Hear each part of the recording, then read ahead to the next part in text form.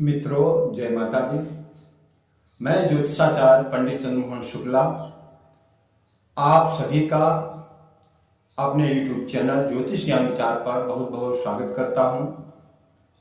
आप सभी को आने वाला वर्ष मंगलमय हो। आप सबको ढेर सारी शुभकामनाएं।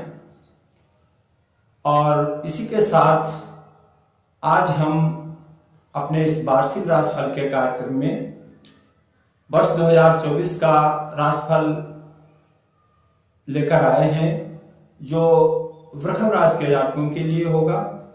और ये राशिफल आपकी चंद्र राशि पर आधारित होगा। जिन जातकों की वृष राशि है उनके लिए ये महत्वपूर्ण रहेगा। हम आपको बताएंगे कि 2024 में आपको क्या लाभ हो सकता है, क्या ग्रह स्थिति बन रही है और किस तरीके से आपको अपने समय का उपयोग करना है। तो मित्रों, जब नववर्ष शुरू होगा तो ग्रहों की स्थिति कुछ इस प्रकार होगी। ये प्लैनेट चार्ट आप देख रहे हैं।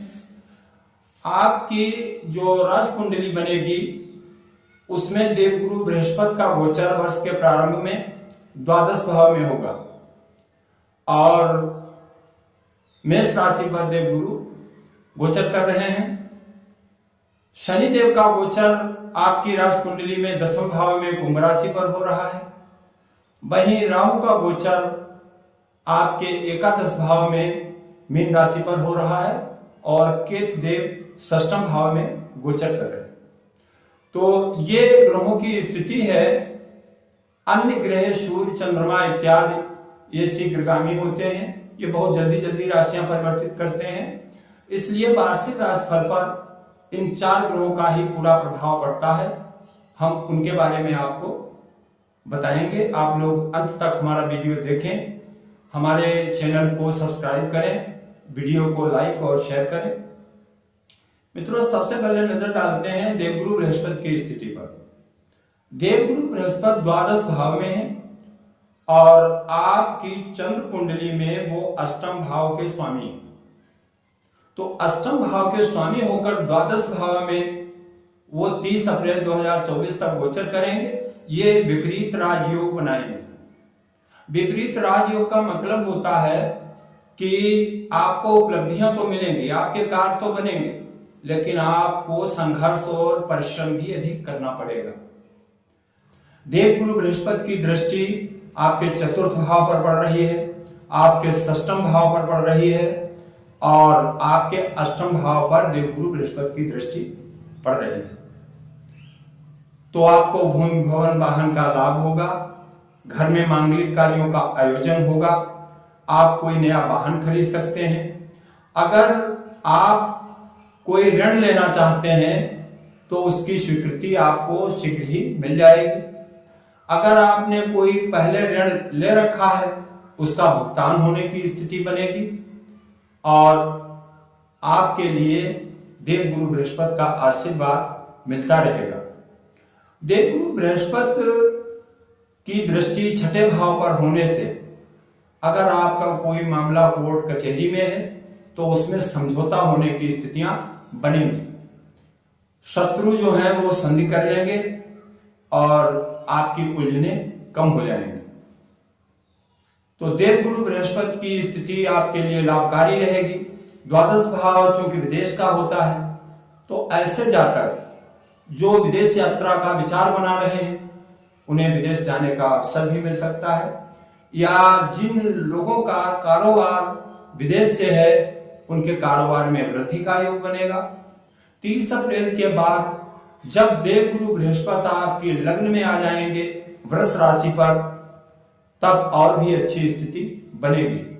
तब देवगुरु बृहस्पति की दृष्टि आपके पंचम भाव पर और आपके सप्तम भाव पर और आपके नवम भाव पर होगी। पंचम भाव पर देवगुरु बृहस्पति की दृष्टि होने से आपकी संतान को सफलता मिलेगी।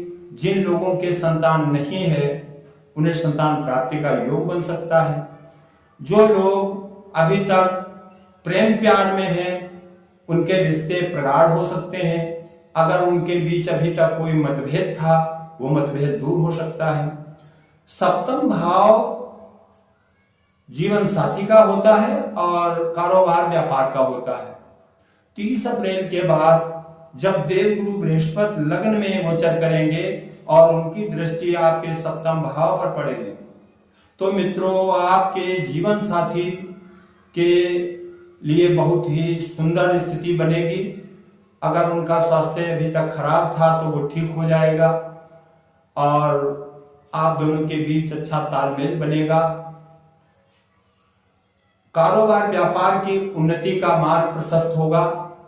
आप कोई नया कारोबार करना अगर चाहते हैं तो 30 अप्रैल के बाद आप उसे शुरू कर सकते हैं। नवम भाव भाग्य का होता है, तो मित्रों नवम भाव पर देवगुरु बृहस्पति की दृष्टि पड़ेगी तो आपकी भाग्य उदय होगी। मतलब कुछ ऐसे कार्य जो देखने में कठिन प्रतीत हो रहे थे, आपके भाग्य के सहयोग से उनमें आपको सफलता मिलेगी। देवगुरु बृहस्पति पूरी तरीके से पूरे वर्ष आपके अनुकूल दिखाई दे रहे हैं और उनका आशीर्वाद आपको मिलता रहेगा। अब बात करते हैं शनिदेव की। शनिदेव स्वक्षेत्रीय होकर यानी अपनी ही राशि कुंभ पर विराजमान है और आपकी राशि कुंडली में वो 10वें भाव में बैठे हैं। तो शनिदेव भी आपके लिए शुभ फलकारक हैं। आपको राजनीतिक क्षेत्र में लाभ प्राप्त हो सकता है। अगर आप राजनीति में कोई रुचि रखते हैं तो आपको सम्मानित किया जा सकता है।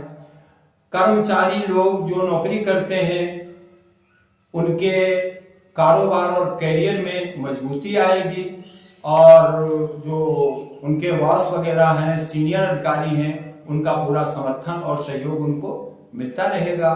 शनिदेव केंद्र में बैठकर सस नामक राजयोग बनाते हैं जो पंच महापुरुष योगों में से एक होता है।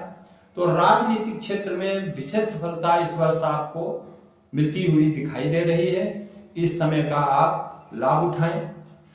राहु देव का गोचर आपके एकादश भाव में हो रहा है और कहते हैं कि एकादश भाव में राहु व्यक्ति को मालामाल कर देता है, अचानक लाभ प्रदान करता है। आपका पैसा फंसा हुआ कहीं हो वो मिल जाए या आपको किसी अन्य व्यक्ति के माध्यम से उसके सहयोग से अचानक बड़ा लाभ हो जाए, जैसे लॉटरी, सट्टा, शेयर मार्केट में लाभ होना, ये स्थितियां राहु की वजह से बनेगी और राहु देव का भी पूरा सहयोग आपको पूरे वर्ष मिलता रहेगा। यहां पर थोड़ा आपको संतान पक्ष से लेकर सावधान रहना पड़ेगा क्योंकि राहु की दृष्टि पंचम भाव पर होने से संतान में दुर्गुण पैदा हो जाते हैं।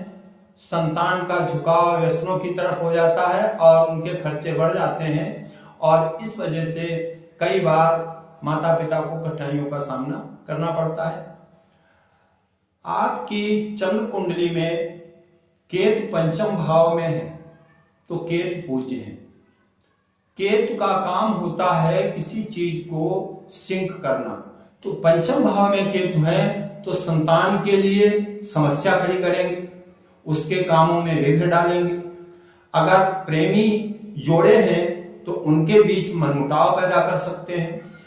केतु देव जो है वो पंचम भाव में पूज्य होते हैं, इसलिए आप केतु शांति का उपाय अवश्य करें। ऐसी महिलाएं जो गर्भवती हैं उनको 2024 में विशेष सावधानी रखनी होगी, अन्यथा गर्भपात जैसी स्थितियां भी बन सकती हैं। इसके लिए आप राहु और केतु की शांति का उपाय करें। आप हनुमान चालीसा का नित्य पाठ कर सकते हैं और या राहु मंत्र का जाप कर सकते हैं। अगर आप हनुमान चालीसा का ही पाठ नित्य प्रति करते रहें तो राहु और केतु के दुष्प्रभाव से आप बचे रहेंगे और आपका समय मंगलकारी होगा। मित्रों, आपकी राशि के स्वामी शुक्रदेव हैं। आप ओपल का रत्न भी धारण कर सकते हैं और प्रत्येक शुक्रवार को आप श्री सूक्त के मंत्रों से माता लक्ष्मी की पूजा करें। इससे आपके धन वैभव की वृद्धि होगी, जीवन खुशहाल बनेगा। इसी के साथ हम अपना ये वीडियो पूरा करते हैं, फिर मिलेंगे। जय माता।